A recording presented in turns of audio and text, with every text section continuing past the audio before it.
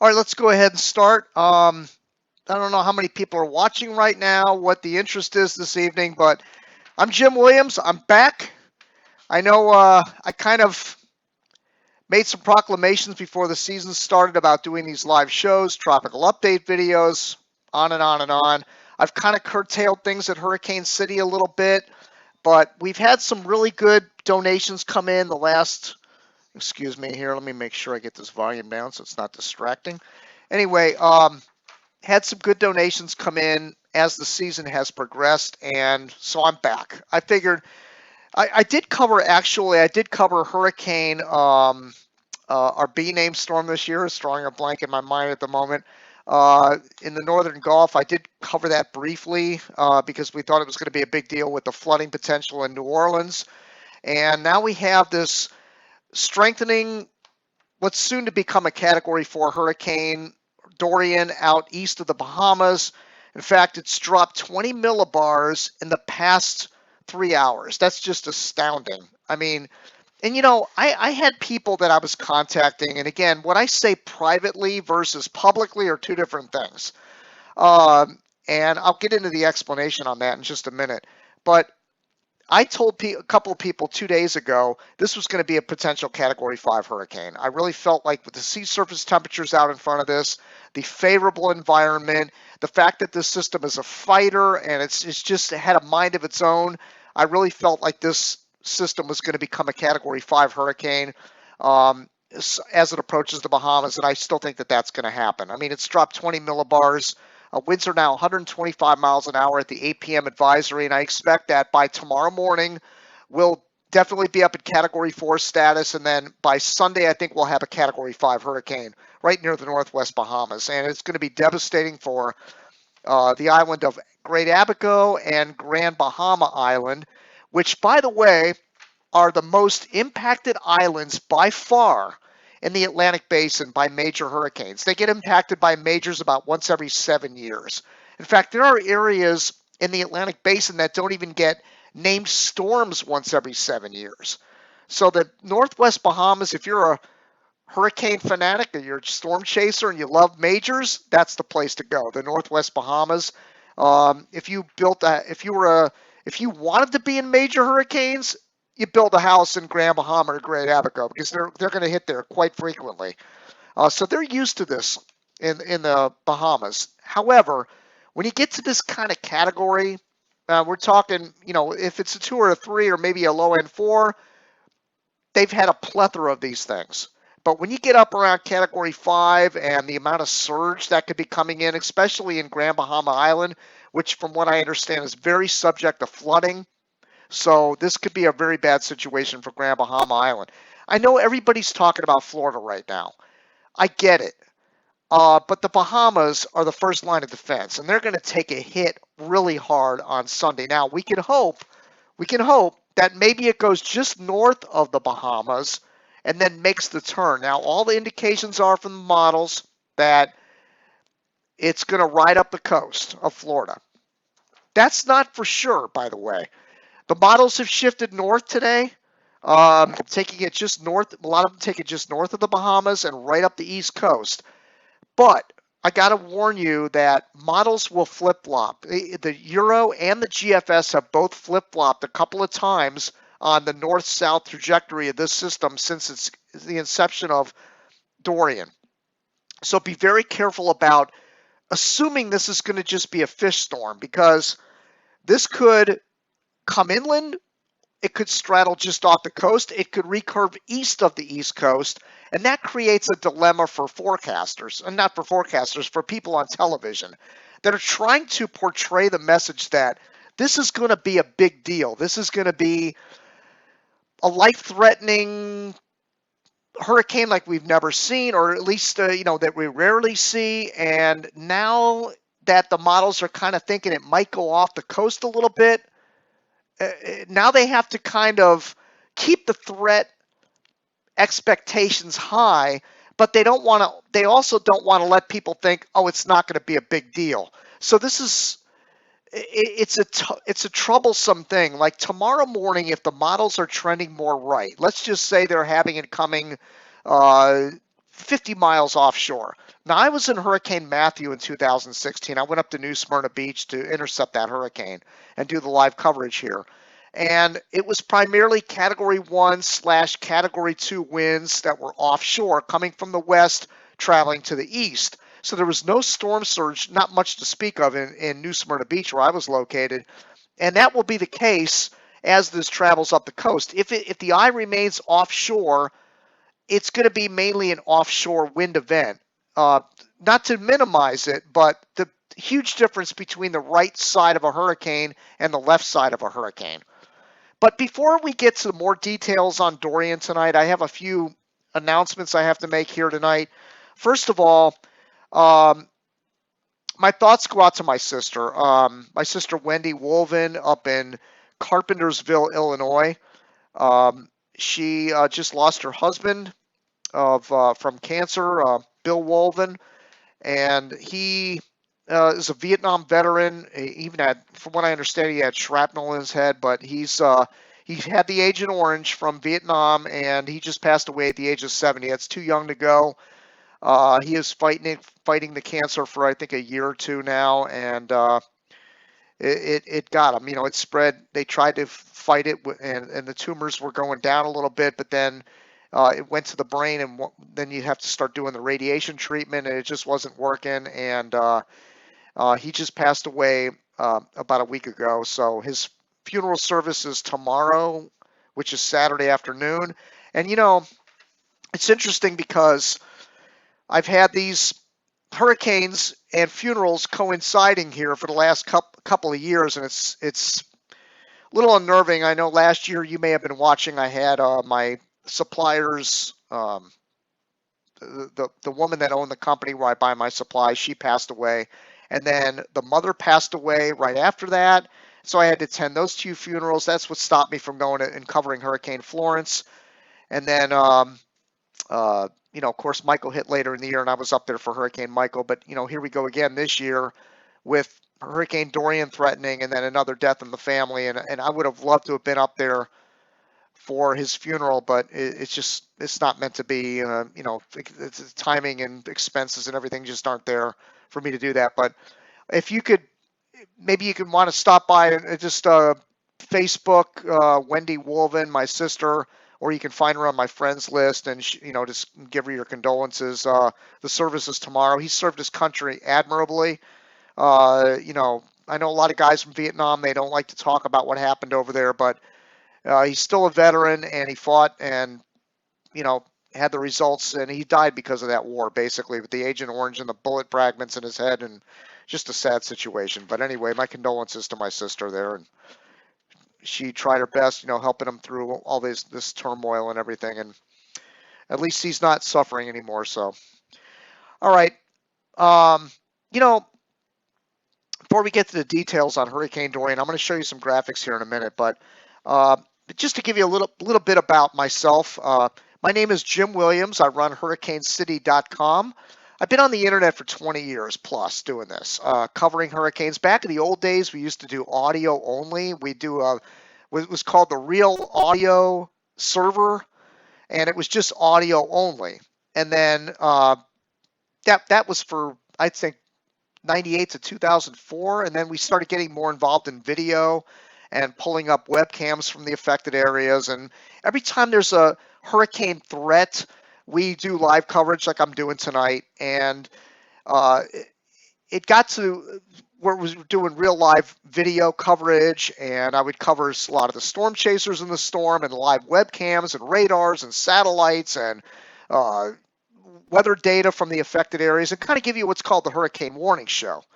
And I will be doing that in this case as well if Dorian makes landfall. However, there is a gray area here when it comes to the coverage. And what I've decided to do this year, and again, because of lack of funding, I'm not doing any more tropical update videos. And the reason for that is you do these tropical update videos, right? You're talking about all the models, and you display the difference between one model and the next, and you talk about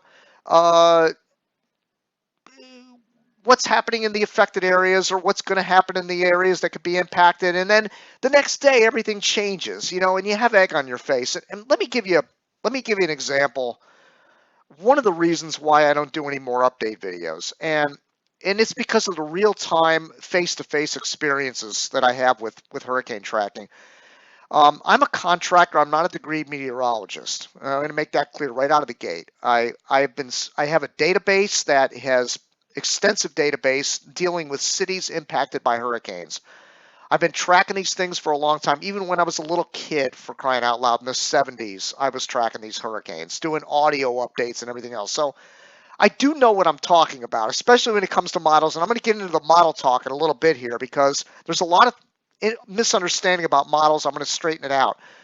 But um, I don't have a degree in meteorology, okay? So some of the professionals out there have a big problem with what I specialize in is trying to tell people where is the hurricane going to go. That's my specialty.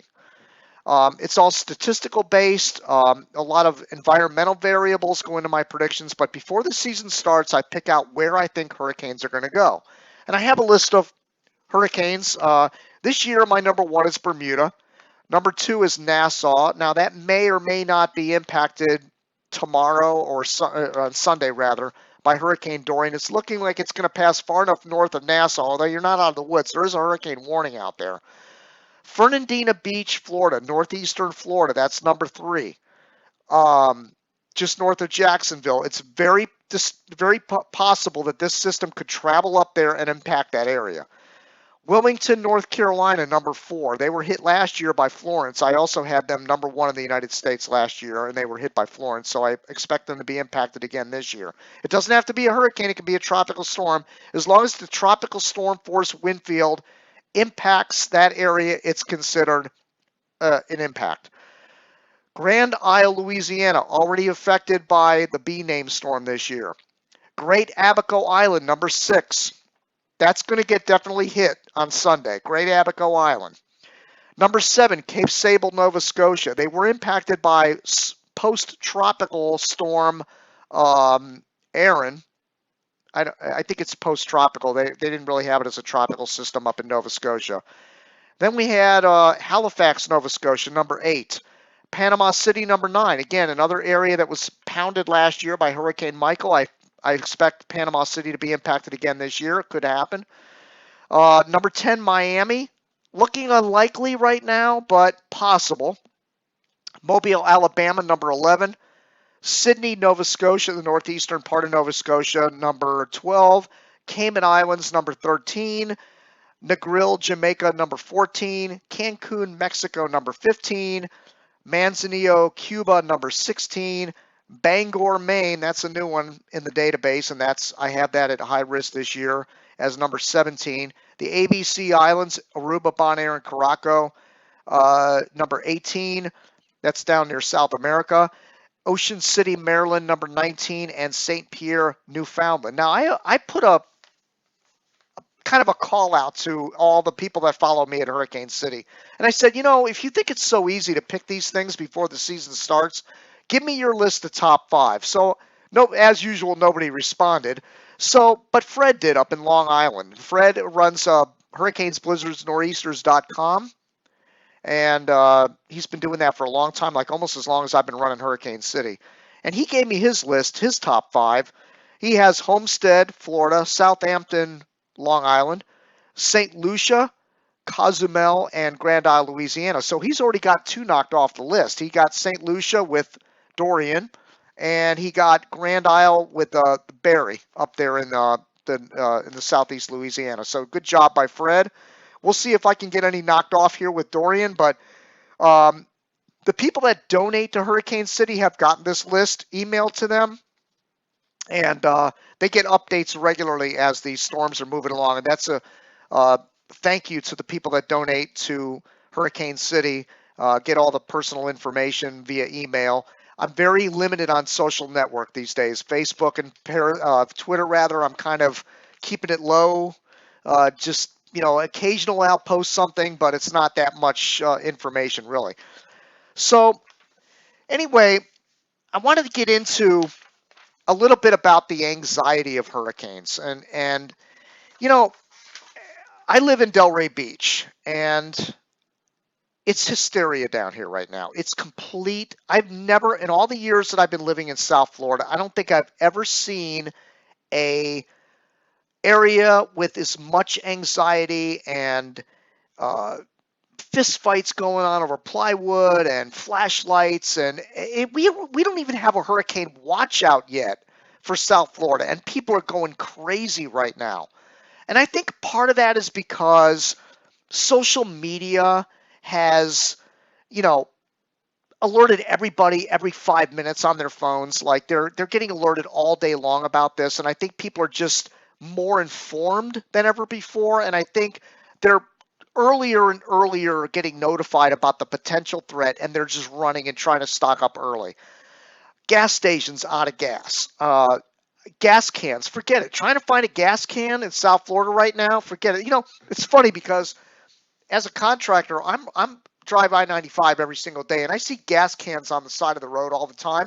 You couldn't find a gas can today. I'm laying on the side of the road. If you were walking and like really paying attention, you couldn't find a gas can because everybody's scooping up gas cans down here.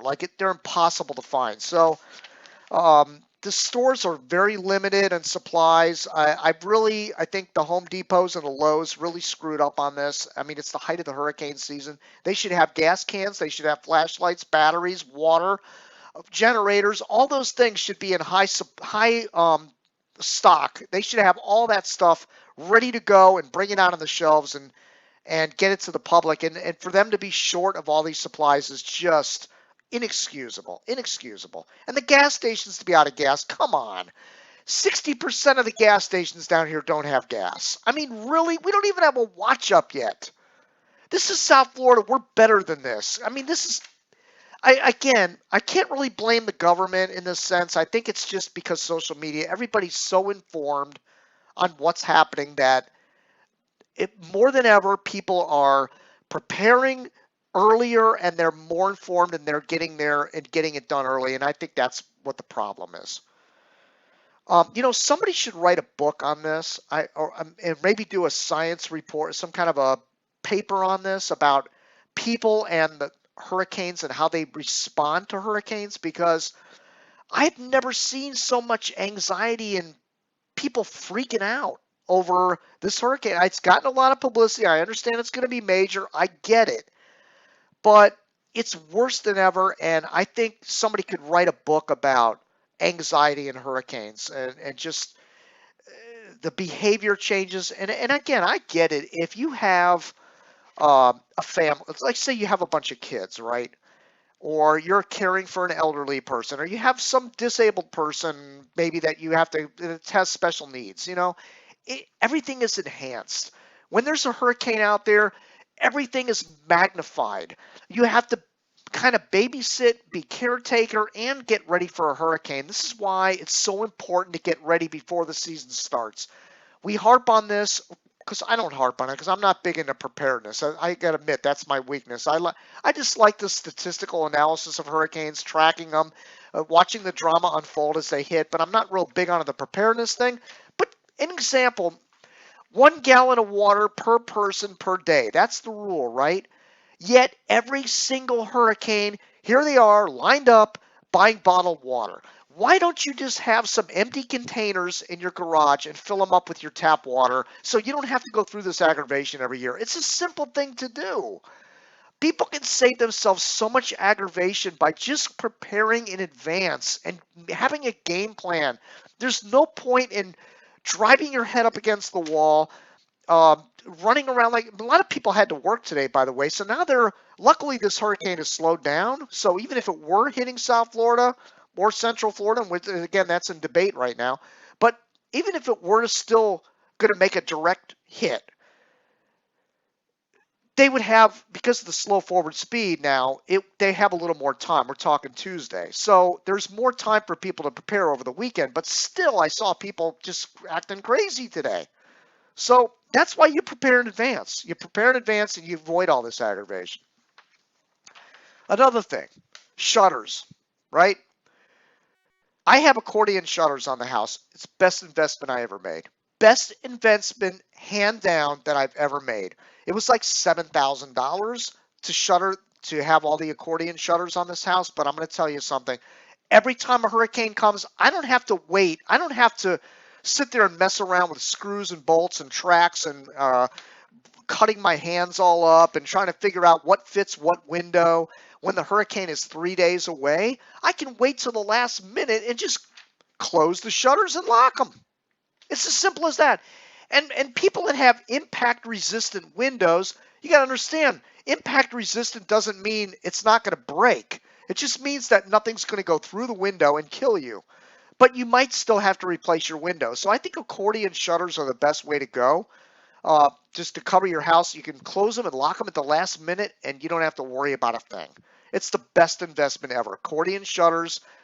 This neighborhood, I've seen about a third of the people out there with trying to put wood up on their houses, uh, messing with panels, with the aluminum panels, trying to put them up on their windows.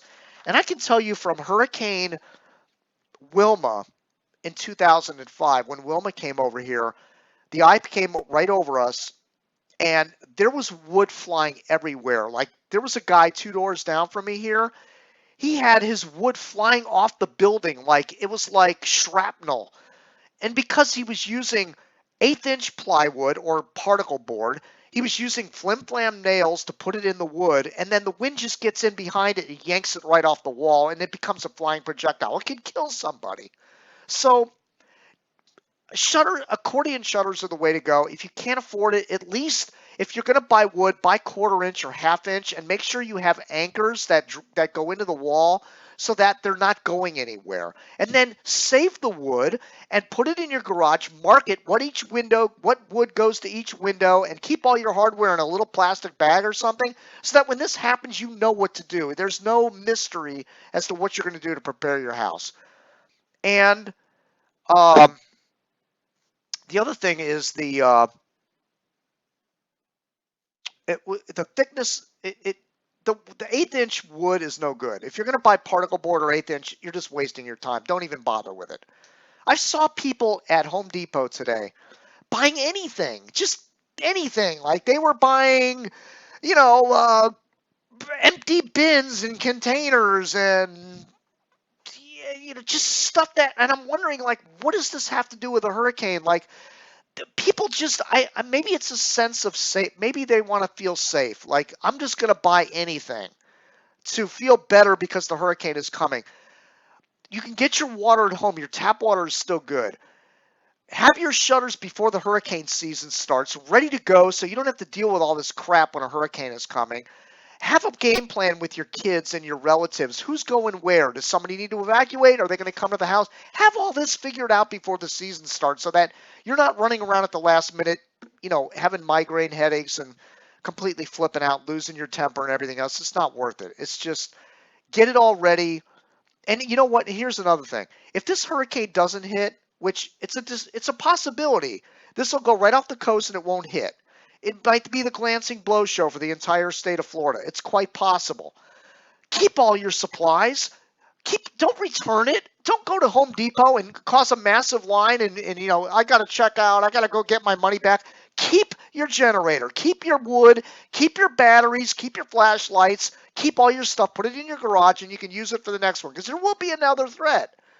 So just stop with the return stuff. Just keep it and use it as for this hurricane season or even for next hurricane season. Here's another idea. The water situation, right? We have these containers, my wife and I, that fold up. They're like big plastic bins and they fold up like an accordion. And you could keep them in your garage, and when your hurricane watch goes up or a hurricane is coming, you get it out of the garage, you unfold it like an accordion, you put water in it with a little chlorine or something, shake it, get it all sanitized, empty the water out, then put nice fresh tap water in there once you know for sure the hurricane is coming, by the way, you fill up your tap water. Don't do it when there's a watch. Do it when the warning is up, because then you know for sure it's going to come and you fill up all your containers then. If the hurricane passes you and it doesn't hit, then you don't need the water and you didn't waste all that time killing yourself filling up water jugs. It's just simple common sense things. I mean, people that are new to Florida, I know that they just go out and buy anything. They don't even know what they're doing, and they just want to feel good about it. Just a lot of your local TV stations will have checklists, what you need, what you don't need. Download a checklist and go buy what you need before the season starts. This way you don't have to deal with all this aggravation. Gas cans. Buy a bunch of gas cans and have them on hand so that you don't have to run around trying to find gas cans. Um, Generator, I know that's easier said than done, but it's nice to have a generator and a portable air conditioning so that when the power goes out, you have AC. If you don't have AC, you're going to be miserable. If you're in a mobile home, you're going to have to leave. If it's Cat 1 conditions or greater, you really need to get out of the mobile homes. Don't sit there and think that because you were in Irma last year or 2018 that you were in Irma, that was 2017 Irma, that because you had gusts of hurricane force and you survived in your mobile home that, I'm not worried about it because I survived Irma. Whole different animal. If this hurricane were to come into Florida with Category 4, and I still think it's going to get up to Cat 5, by the way, comes into Hurricane Dorian comes into Florida as a Category 5. Every single mobile home that's not shielded somewhat is going to be like a tumbleweed rolling down the road or completely destroyed. So if you're in a mobile home and you're going to take a direct hit from this hurricane or you think you are, get out, make plans to leave. Don't stay there because you're going to die. All right. Let's see. What else did I already talked about the tropical update thing, why I'm not doing the tropical update videos. And I did a kind of a diatribe on Facebook a few days ago, and I was talking about the reason, the behind the scenes and the things that happened to me as to why I don't do tropical update videos and why I scaled back at Hurricane City. It's not just about lack of donations. It's about the heat I take behind the scenes. And let me give you an example. I go to my supplier, and again, I'm a contractor, so I have a supplier that I go to. And when there's a hurricane heading towards Florida, I go in the door and I'm bombarded right away. What do you think? What do you think? What do you think?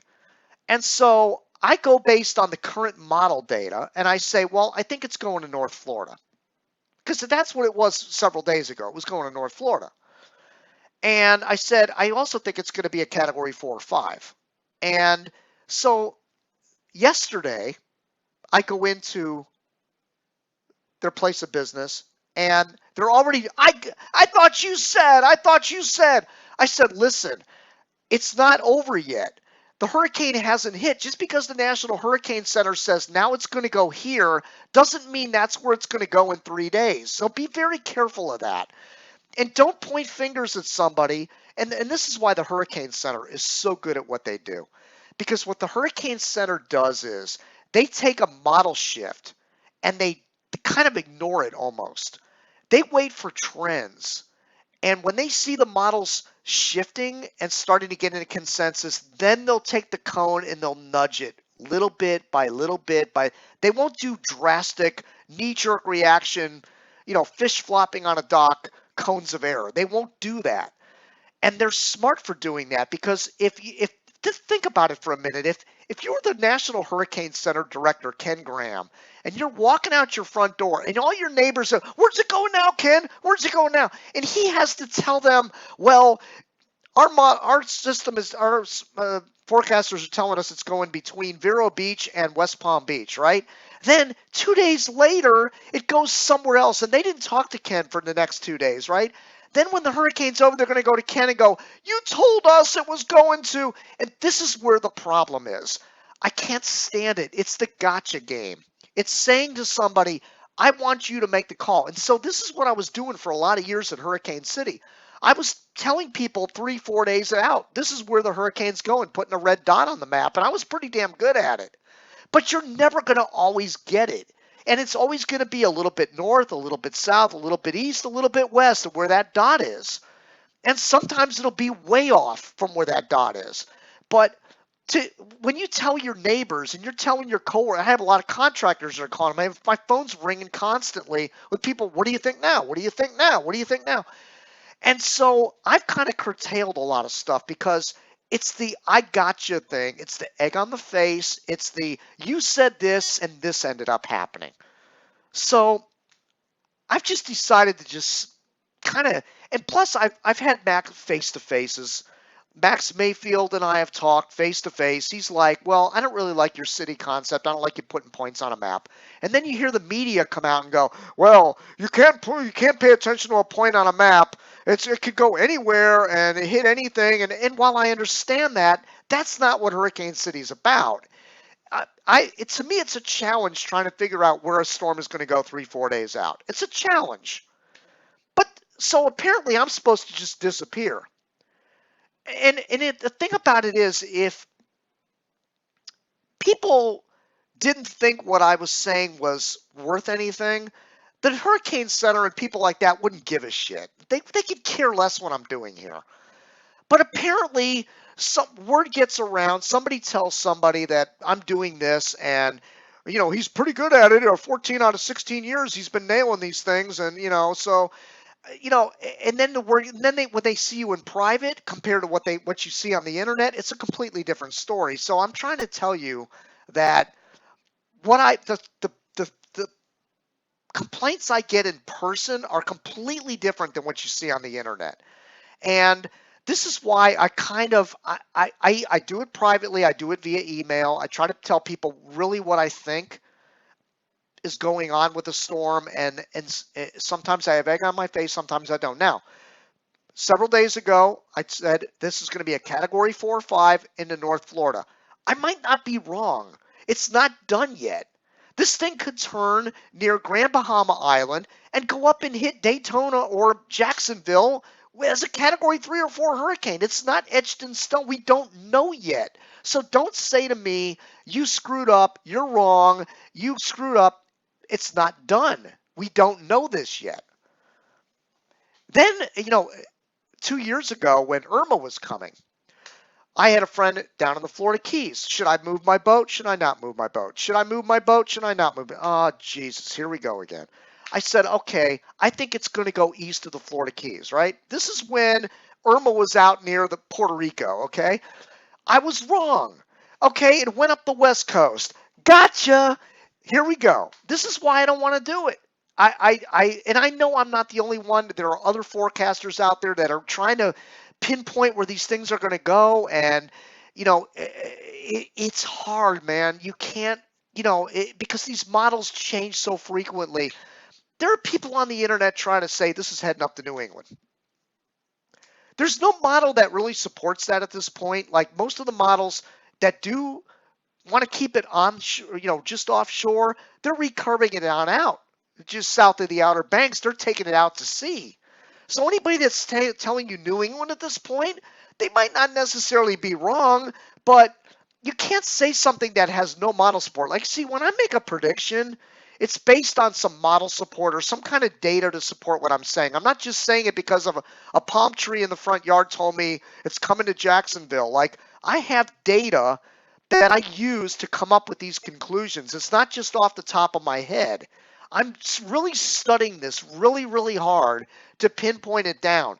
It's not perfect, but the powers that be don't want me to do this, so I'm kind of just keeping it on the low, and some people that I feel aren't going to hold it against me. I'll kind of be more revealing to them about what my thoughts really are, but if you're going to use the gotcha moment against me, it's just all you're doing is distancing yourself, and you're not going to get any information from me. It's as simple as that. All right. So I went over my picks. Let's take a look at some of the models, and again, before I get to the graphics on the models, I want to tell you rather that. First of all, I've had comments, what is this Icon model? Icon is a German model. It's based on CO2. It's not only based on CO2, but that's one of the determining factors of how they come up with their forecast. How they arrive at CO2 levels in and around or surrounding the hurricane versus where it's going to go is probably mathematically beyond my knowledge, but that's what the model is based on. And from all indications, Now, the thing about the icon is it's been really good on intensity. At Hurricane City, and I'm going to show you this in a minute, at Hurricane City, we have a way to grade the models. Not only grade them, but go based on day by day by day, which model is getting better and which model is fading. The icon model, believe it or not, has been really accurate on the intensity of this system so far. Not so much on the track because the icon takes this into South Miami, and I just don't see that happening. The UK Met model is another model that for the last 2 to 3 days has been taking it near the Northwest Bahamas and then dipping it southwest into South Florida. That model today finally has shifted north and has joined the European and the GFS solutions. Now, as far as the GFS, it has 20 ensemble members. Those members, and I tried to put this in simple terms. Excuse me. I'm not going to name names here, but let's just say a relative, okay? A relative said to me, what do these ensembles mean? And what I said was, and I think it's maybe a kind of a ridiculous way to describe an ensemble, but an ensemble member to me is like, in simplistic terms rather, they're all mathematical, but in simplistic terms, an ensemble model is basically the children. The aviation, which is the AVNO, the operational model, which is the same as the GFS, has 20 children. And those children are coming up with different solutions on where they think the storm is going to go. And the mother, which is the GFS, is saying, okay, I'm listening to all my kids, and this is the consensus from all my kids. This is where it's going to go. Now, the difference is, and listen carefully on this, the GFS model has more of a tighter grid and more data assimilation than the ensemble models have. So the operational model of the GFS is better than the ensemble models. And these people on the internet are always throwing the ensemble models out, these graphics with the ensembles. The same thing with the European model. The European model has 50 children telling the parent what they think it's going to do. But the European model has the most data assimilation of any of the models out there. It's by far in fact, there's like, I think 20 countries involved with funding that model. And there's so much data that goes into the European model that it is by far the best model. And I give you last year, Hurricane Florence. The European model 3 days out had that thing coming into North Carolina and dipping off to the southwest. It might have been 48. I'm not sure exactly how many hours it was out, but it's somewhere between 48 and 72 hours that it showed it coming into North Carolina and then dipping off to the southwest towards Wilmington and Myrtle Beach. The GFS, on the other hand, had it going into Morehead City. Turns out the GFS had to join the Euro, and the Euro ended up being right. That system went into Wilmington and dipped off to the southwest. Now, the European model for days has been showing Dorian dipping off to the southwest right before it gets to the state of Florida. That is not off the table. And the reason I say that is the European model can flip-flop a little bit. You'll see this. And we're still 72 hours out. I think over the next 36 hours, you might see another shift in the Euro. It's either going to be east or south. So if you're living in South Florida or West Palm Beach or St. Lucie and you think that there's a possibility it's going to be a fish storm, don't necessarily bank on that because it could flip back to the south and come plowing right in South Florida. So do not assume just because the models today have it kind of leaning offshore that it's a done deal. So I'm going to be watching those models tomorrow very closely. By the way, the Canadian model also has a bunch of ensembles. I think it has like 20 ensemble members as well. The GFDL model, which is now the HMON model, also has a bunch of ensemble members that run as well. So all of these models have all of these children models underneath them that are kind of coming up with a consensus on where the storm is going to go. If you go to Hurricane City, in fact, let me go ahead and show you this real quick. I'm going to go ahead and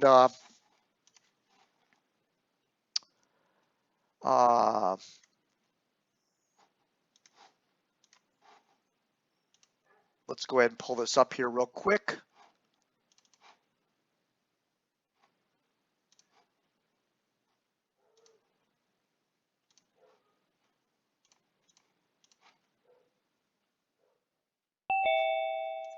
Okay. Let's go ahead and, okay, this is the National Hurricane Center uh, Public Advisory Archive. Let me get out of this real quick here. Okay. So, first of all, I wanted to show you, if you go to the front page of Hurricane City, use the drop-down menu under Products and go to Hurricane Tracking.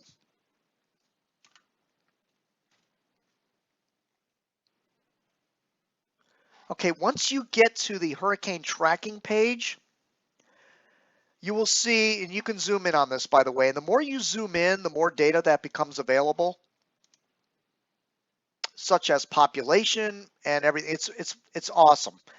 Now, notice on this map, there's the best performing models, 1 through 5. And the red is the best performing model over the past 24 hours. Now, I've had a lot of questions about these models and how they operate. Here's the way it works. When I say we, Chris Hollis from Tropical Atlantic, he's developed a program that calculates these models on a 24-hour basis. And what we do is we've had meetings about this ad nauseum about how to display these models correctly. Here's the problem. If you want to go based on the best performing model over the past 24 hours, that's the best way to do it. And here's why. Because if you decide you want to, say you want to know which model has done the best over the past 5 days. The problem with that is if you wait, you'd have to wait 5 days for the models to all calculate against each other in order to display them on these maps. So naturally, you don't want a hurricane to be out there for 5 days and have no model data on the map. So we have to do it in 24-hour increments. So we have them color-coded: red, purple number 2, orange number 3, yellow number 4, green number 5. So I've had people ask, well, how do I know what these models mean? What you do is you click on the line for the red model, for example, and that's the EGRI model.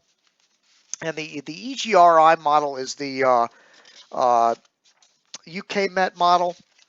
Let me just hold on a minute here. Let me get all my notes on these models because I don't have everything memorized, but yeah, where did it go? Had some information about that model here. Hold on a minute.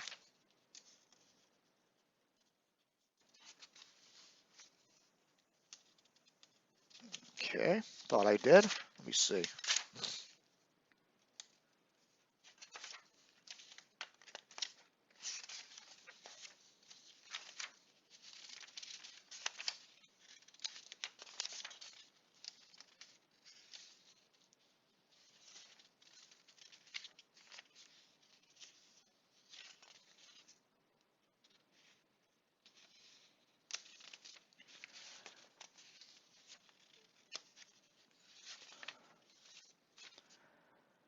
All right, I don't have that information. I thought I did. It's the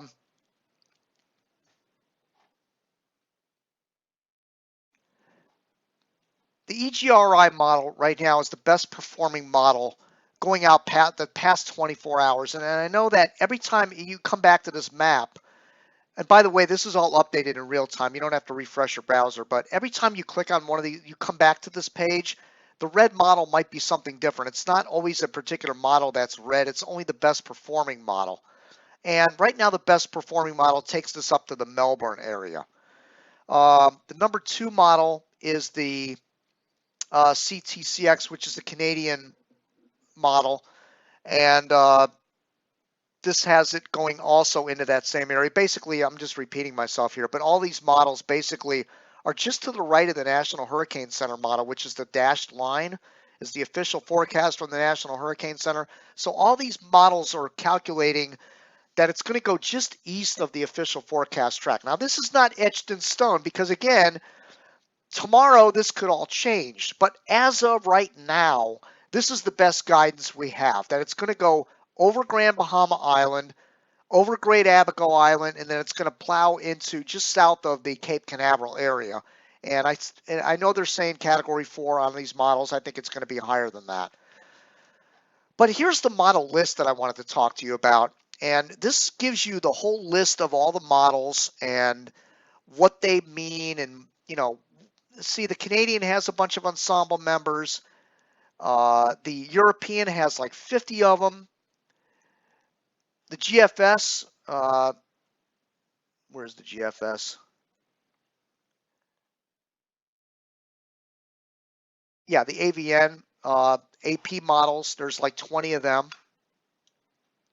So what I try to do is, and here's something I want to show you. This is really neat, and you can use it for yourself. You can be your own little detective and look at the models and kind of figure out, okay, what's happening here. But this is a really cool product we have.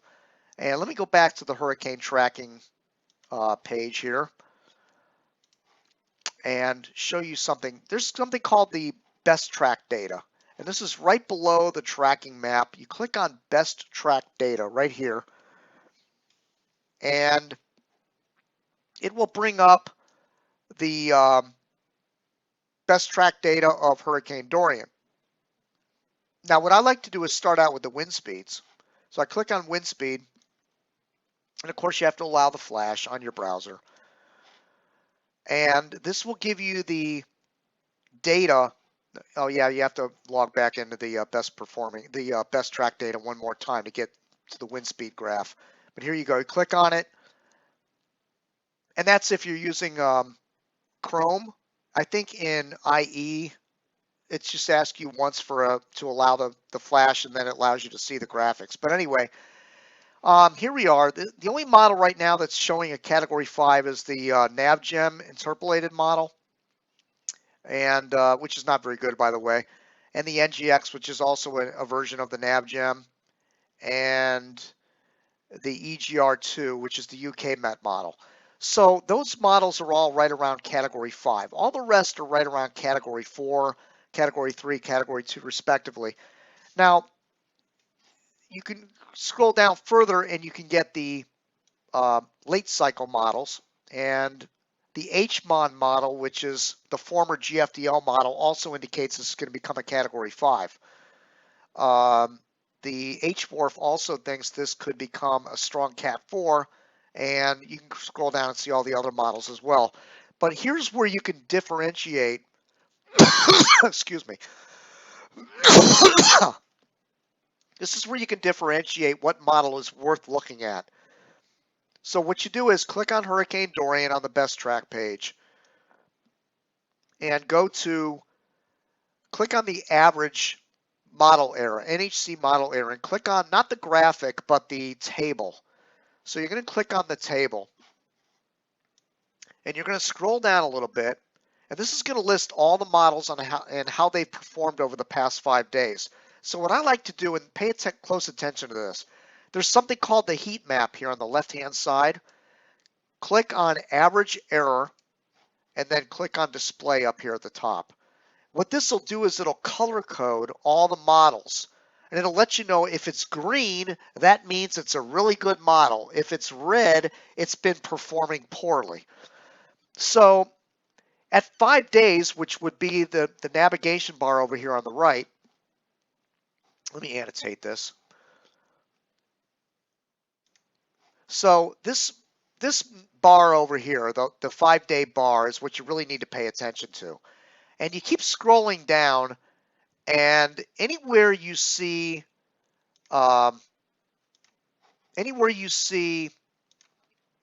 green is really well performed, a dark green rather, not light green, but dark green.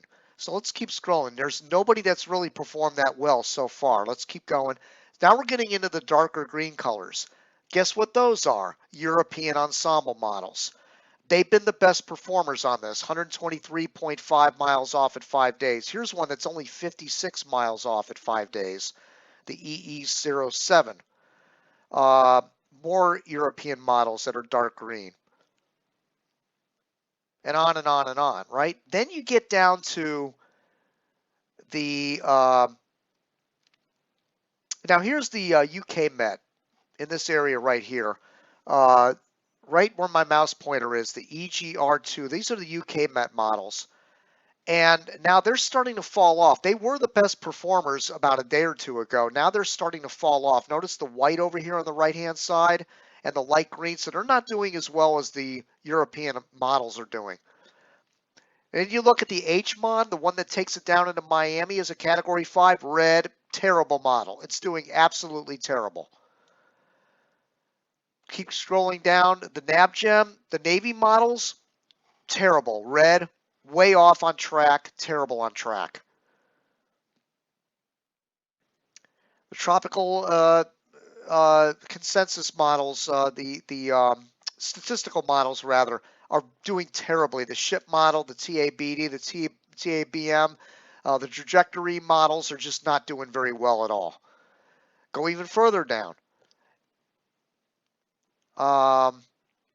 Yeah, I mean, all of the models, with the exception of the UK Met Tracker, is the only thing that's close to the European models on accuracy right now.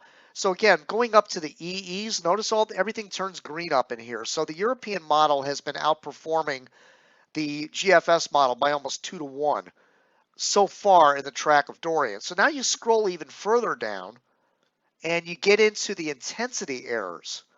This is where, the intensity is huge on this system because naturally the stronger it is, even if it's the glancing blow show, the worse the winds and the waves and the surge are going to be.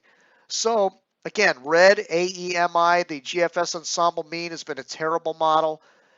Light green, the Canadian, not so good. The D-ship model, not so good. The UK Met gets a little bit better here, 28 knots off over 5 days. But look at the dark green here, the Icon model. That was the one I was telling you about earlier. Remember the one that takes it down into Miami as like a Category 5? Or not a Category 5, it keeps it as like a Category 4, but it has been the most accurate on the intensity, only off by 15 knots at 5 days. Here's another green one, the OCD5, which is the old Clipper model that's called the OCD5.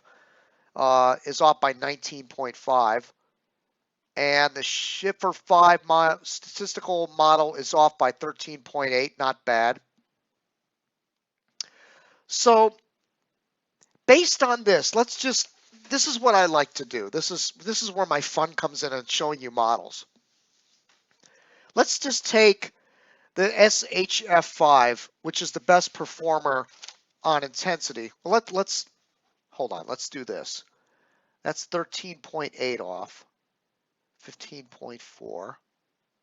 Okay, so the SHF5 is the best model so far over 5 days on the intensity of this. So SHF5 is best on intensity, right? Let's go back to the tracks. And I'm leading to something here. Just give me a minute. I'm going to show you how I come to my conclusions. So let's go back to the intensity, to the track. And let's find the least model error. I think it was the EE07, 56.5 miles off at 5 days. 56.5. Let's see if there's anything better than that. No, that's it. 56.5 is the best. So let's take that model, which is the EE07. It's only off by 56 miles at 5 days. So now we're going to go to the Google Maps, and we're going to run these two models. So let's go to the models on a Google map, and we can zoom in on Florida. So let's go ahead and run the EE07 model. Where we're going to have to go back one run. It's not showing in this cycle. So let's go back one run and pull up the EE. We're going to have, you know what, I can't do this right now because the new European model data hasn't displayed yet. By the way, I was watching WPLG, Channel 10 News in Miami, and they were saying today that they're not allowed to display the European model data. Now, at least the track line, which I don't really understand that because we're able to do it here, but unfortunately, yeah, this isn't going to work because it's not displaying the most recent European model data. Let me see. No, I was hoping I could do it for the show, but it hasn't come in. It hasn't calculated it yet, so I can't do it. But let's go ahead and look at the intensity one more time and pick out that best performer on intensity. But anyway, that just gives you an idea of how I come up with where I think something's going to go. I run all the models, see which one's performing the best, and then run it on the Google Maps, which is really kind of cool. And again, it's not etched in stone because tomorrow these could completely change. But as of now, it kind of gives you a peace of mind. Okay, this is the best performer. This is where it's showing it's going to go. So let's take the wind pressure and let's go to that SHF5, which was the best on intensity. And here it is.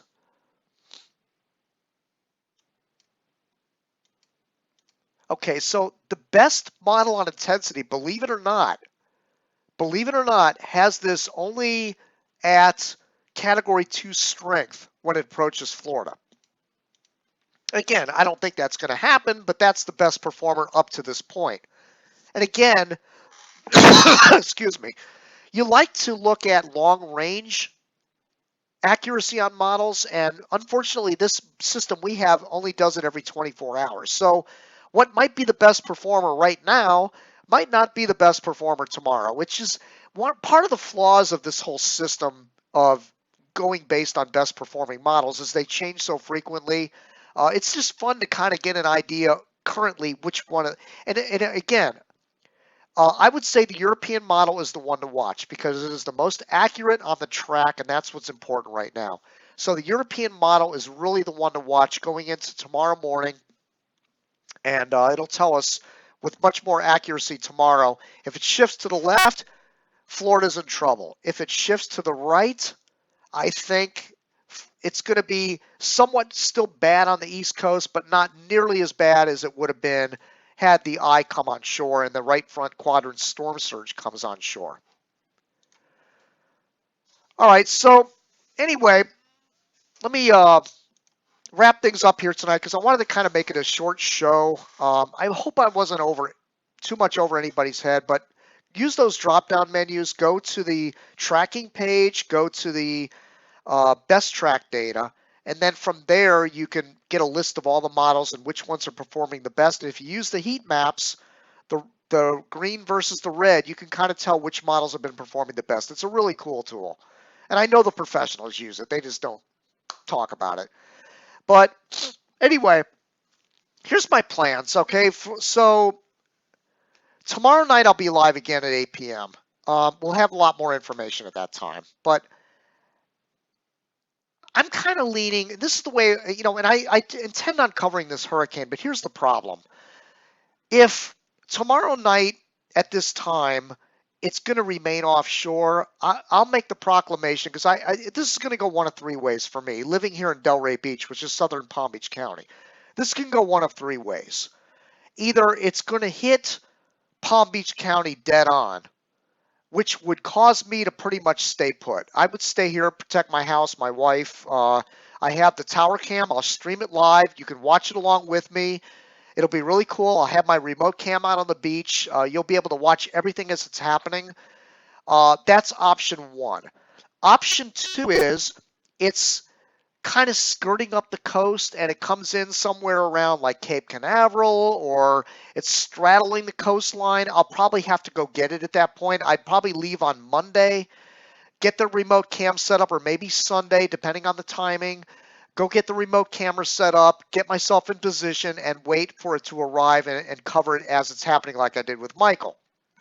Option number three is it stays off the coast. The eye never makes landfall, and I'm staying put. I've been down this track before. I chased Hurricane Matthew in 2016. All I got was the west winds at 80, 90 miles an hour. It was really informative, very interesting. I was able to provide live data from the site and everything. We were watching the storm surge come in. It was really, really phenomenal. But I don't want to go do that again unless the eye is going to come on shore and we're going to get the storm surge. So if it's offshore or it looks like it's going to ride the coast like half on, half off, I'm probably not going to chase it. If it's coming inland, I'll go get it. If it's coming down here, I'm staying put. So that's the plans. I'll be live tomorrow night.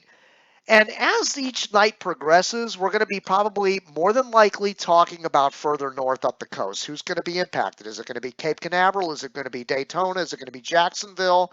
Is it going to recurve and hit the Carolinas? There's a lot of uncertainty right now.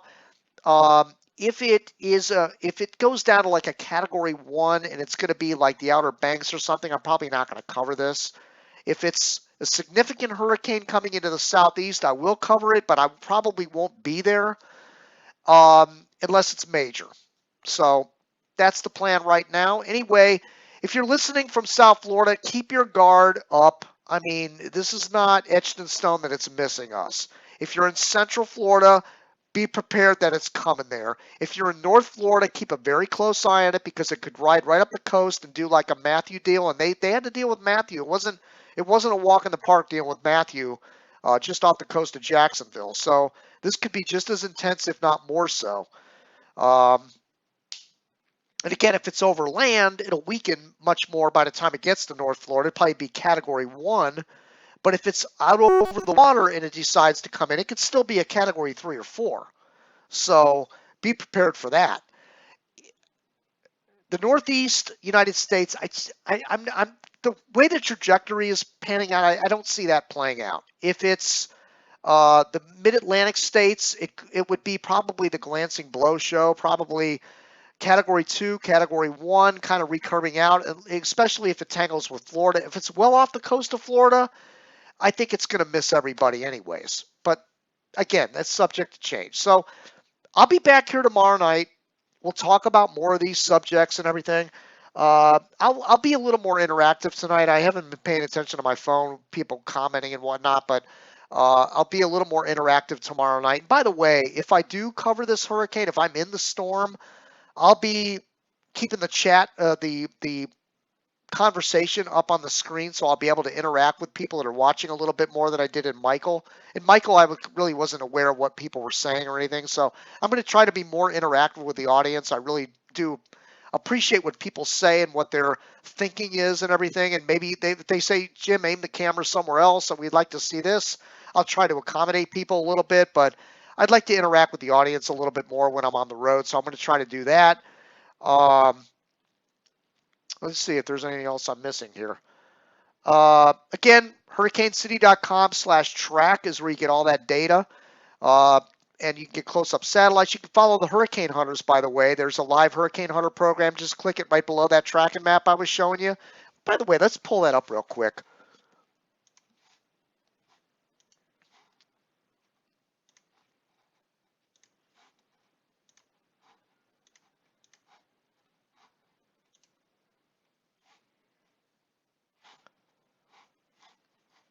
Okay, I'm going to pull it up graphically for you in just a minute.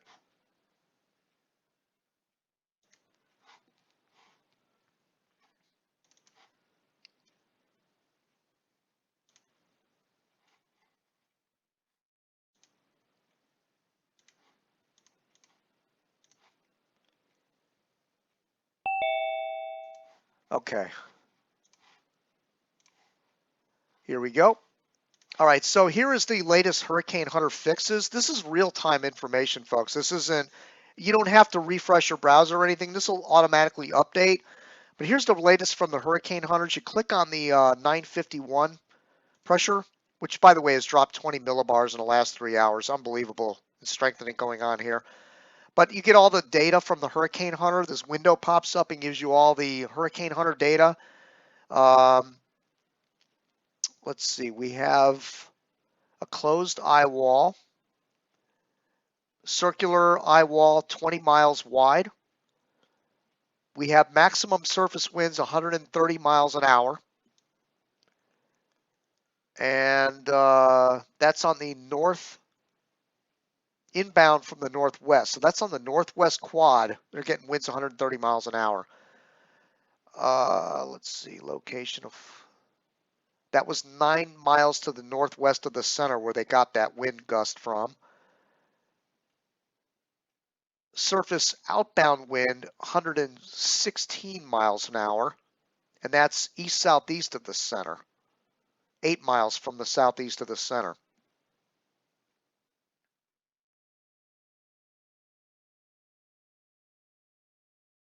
And notice the temperature between the inside and the outside eye wall. The bigger the differential, the more rapid intensification is going on right now. It's almost about 11 or 12 degree difference right now between the inside of the eye, inside and outside uh, eye wall temperatures. So there's quite a bit of intensification going on with this system, but this is really cool. And again, this updates constantly. Now, another neat thing you can do with the Hurricane Hunter program is you can click on the wind barbs here, and it'll give you the winds. Like, for example, this was 84 miles an hour.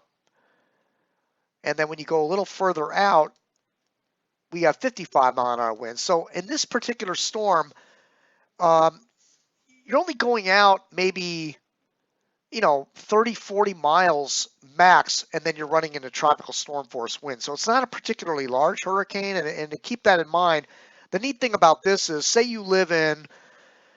the projection is that it's going to come into Vero Beach. Let's just use that as an example. And you live in, say, Lake Worth, and in South Florida, and you want to know what the winds will be down in Lake Worth. You can click on some of these wind barbs out here that are well south of the center. Like, here we got like 35, 40-mile-an-hour winds is what you would expect based on how far out these winds are expanding. So it's a very small system at this point, 20 nautical mile wide eye, and then you have the hurricane force winds extending out about 20 miles from there, maybe 30 miles. So overall, you're talking about 30 to 40, maybe 50 miles from the dead center of the eye is about how far out those hurricane force winds extend. So if you're south of that, you're not going to get him. You're going to get the tropical storm force wind. So it's interesting to watch these Hurricane Hunter reports and click on all the barbs just to see how far out the winds extend from the center. And I believe you can, let